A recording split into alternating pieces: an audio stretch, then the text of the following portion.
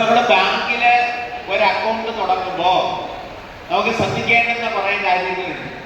വിശേഷിച്ചും ബാങ്കിൽ അക്കൗണ്ട് ഉള്ളത് തന്നെ ഇന്നിപ്പോ മൊബൈൽ വഴിയൊക്കെ നമ്മൾ ട്രാൻസാക്ട് ചെയ്യുമ്പോൾ നമ്മളെ കളിപ്പിച്ചുകൊണ്ട് നമ്മളെ പൈസ തന്നെ അടിച്ചുകൊണ്ട് പോകുന്ന പരിപാടികൾ ഇന്ന് വ്യാപകമായി കാണുന്നുമുണ്ട്.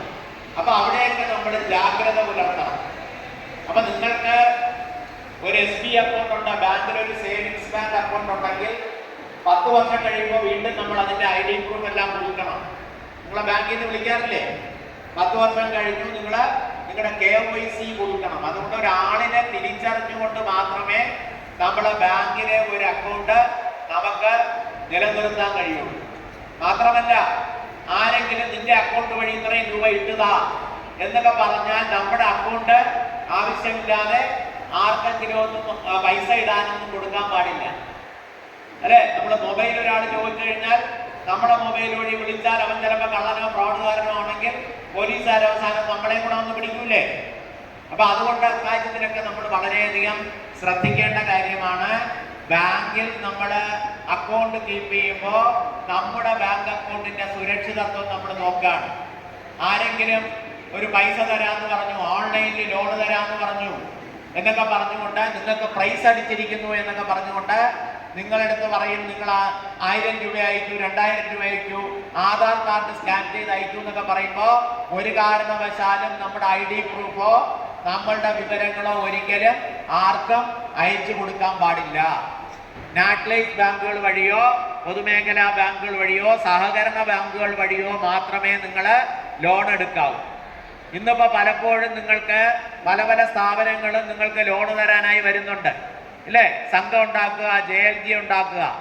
അവരൊക്കെ 21%, 32% പലിശയാണ് നിങ്ങളെ നിന്ന് വാങ്ങുന്നത്. നിങ്ങൾക്ക് പലിശ കണക്കൂട്ടാൻ അറിഞ്ഞൂടാ. നിങ്ങൾക്ക് 3000 രൂപ ബാക്കി നിൽക്കുന്നു, നീ ഒരു 15000 കൂടെ ഇഞ്ഞു താ, എല്ലാം കൂടെ ചേർത്ത് ഞാൻ അടയ്ക്കാം എന്ന് പറയുമ്പോൾ ആഴ്ചോറും എത്ര അടയ്ക്കണം എന്ന് പറയും, ഇത്ര വെച്ച് അടയ്ക്കും.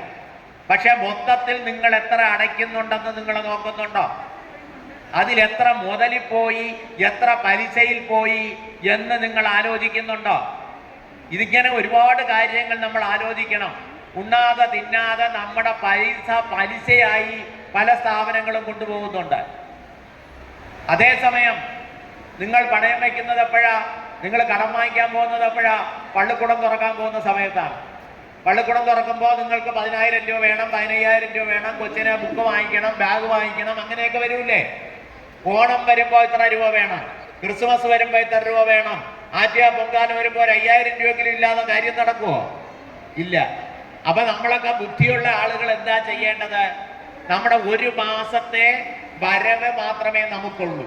അപ്പൊ ആ വരവിൽ നിന്ന് ചെറിയ തുകകൾ ചെലവ് കുറച്ചിട്ട് ചെറിയ തുകകൾ നമുക്ക് മിച്ചം പിടിക്കാൻ പറ്റുമോ എന്ന് നോക്കണം. മനസ്സിലായില്ലേ? അങ്ങനെ മിച്ചം പിടിക്കാൻ പറ്റാതെ വന്നാൽ നമ്മളിവിടെ എന്തെങ്കിലും തൊഴിലിലേക്ക് പോവുകയും വേണം. നമുക്ക് സ്വന്തമായ ഒരു വരുമാനം, സ്ത്രീകൾക്ക് സ്വന്തമായ ഒരു വരുമാനം ഉണ്ടാക്കാൻ, കൂടുതലും സ്ത്രീകളായതുകൊണ്ട് ഞാൻ പറയുക, ഒരു വരുമാനം ഉണ്ടാക്കാനായി നമുക്ക് എന്തെങ്കിലും മാർഗമുണ്ട്? ആരെങ്കിലും നമുക്ക് ട്രെയിനിങ് തരുമോ? ബാങ്കിൽ നിന്ന് ഏതെങ്കിലും ലോൺ എടുത്ത് നമുക്ക് ചെറിയൊരു കുറെ വട ഉണ്ടാക്കിയോ, കുറെ തിരളി ഉണ്ടാക്കിയോ, കുറെ ചിപ്സ് ഉണ്ടാക്കിയോ കടകളിൽ കൊടുത്ത് നമുക്കൊരു വരുമാനം ഉണ്ടാക്കാൻ മാർഗമുണ്ടോ? അങ്ങനെയുള്ള കാര്യങ്ങളാണ് ഞാൻ നിങ്ങളോട് സൂചിപ്പിക്കുന്നത്. അപ്പൊ അതിൽ ഏറ്റവും പ്രധാനം, നമ്മൾ വരവ് കൂട്ടാൻ ശ്രമിക്കുന്നതോടൊപ്പം നമ്മുടെ ആവശ്യമില്ലാത്ത ചെലവുകൾ കുറെ കുറയ്ക്കുകയും വേണം. അപ്പൊ നമ്മുടെ വീട്ടിലൊരു ബഡ്ജറ്റ് വേണ്ടേ? സംസ്ഥാനത്തിന് ബഡ്ജറ്റ് ഉണ്ട്, കേന്ദ്ര ഗവൺമെന്റിന് ബഡ്ജറ്റ് ഉണ്ട്. പക്ഷെ നമ്മുടെ വീട്ടിന് നിങ്ങളൊരു ബഡ്ജറ്റ് തയ്യാറാക്കാറുണ്ടോ? വരുന്നു, ചെലവാക്കുന്നു, ഇല്ലെങ്കിൽ നമ്മൾ കടം വാങ്ങിക്കുന്നു എന്നുള്ളതല്ലേ ഉള്ളൂ. പക്ഷെ നമ്മൾ കൃത്യമായി വീട്ടിലെ ഭക്ഷണത്തിന്റെ ചെലവ്, ആശുപത്രി ചെലവ്, യാത്രാ ചെലവ്, കറണ്ടിനടയ്ക്കേണ്ടത്, ഇങ്ങനെ നമ്മുടെ ഒരു ബഡ്ജറ്റ്, ഒരു കണക്കെഴുതി നോക്കൂ. വീട്ടിലെ കണക്കെഴുതാത്ത ഒരാളും നമുക്ക് രക്ഷപ്പെടാൻ പോണില്ല. അപ്പൊ വീട്ടിലെ വരവെഴുതണം. അപ്പൊ നമ്മൾ നോക്കുമ്പോ മൊബൈൽ ഫോൺ മാത്രം റീചാർജ് ചെയ്യുന്നതിന് ഒരു മാസം എത്ര രൂപ ഇപ്പൊ ചിലവാകും? അമ്മയ്ക്ക് വേണം, മോക്ക് വേണം, മോന് വേണം, ഭാര്യയ്ക്ക് വേണം, ഭർത്താവിന് വേണം, ഇല്ലേ? ചിലപ്പോൾ 200 രൂപ കൊണ്ട് റീചാർജ് ചെയ്താൽ മതി. 100 രൂപ കൊണ്ട് റീചാർജ് ചെയ്താൽ ഒരു മാസം ഓടും. പക്ഷെ നമ്മൾ 400 രൂപയ്ക്ക് റീചാർജ് ചെയ്യും. പക്ഷെ ഇങ്ങനെയൊക്കെയുള്ള ഒരു കണക്ക് കറക്റ്റായിട്ട് നോക്കി നമ്മൾക്ക് ലൈറ്റ് അണയ്ക്കേണ്ടപ്പോൾ അണച്ച് വേണ്ടുന്ന തരത്തിൽ ഒന്ന് മാനേജ് ചെയ്താൽ നമുക്കൊരു 12,000 രൂപ മാസം ലാഭിക്കാൻ പറ്റുമെന്ന്. എന്നിട്ട് മാർച്ച് ആകുമ്പോൾ നമ്മൾ ബാങ്കിൽ, കോപ്പറേറ്റീവ് ബാങ്കിലോ കൊമേഴ്സ്യൽ ബാങ്കിലോ ഒരു RD അക്കൗണ്ട് തുടങ്ങണം. ഉദാഹരണം, ഇപ്പൊ മാഡം ഒരു 1000 രൂപയുടെ ഒരു RD അക്കൗണ്ട് തുടങ്ങി മാർച്ച് ആകുമ്പോൾ അല്ലെങ്കിൽ ഏപ്രിൽ ആകുമ്പോൾ. അപ്പൊ അടുത്ത ഒരു 12 മാസം നമ്മളൊരു 1000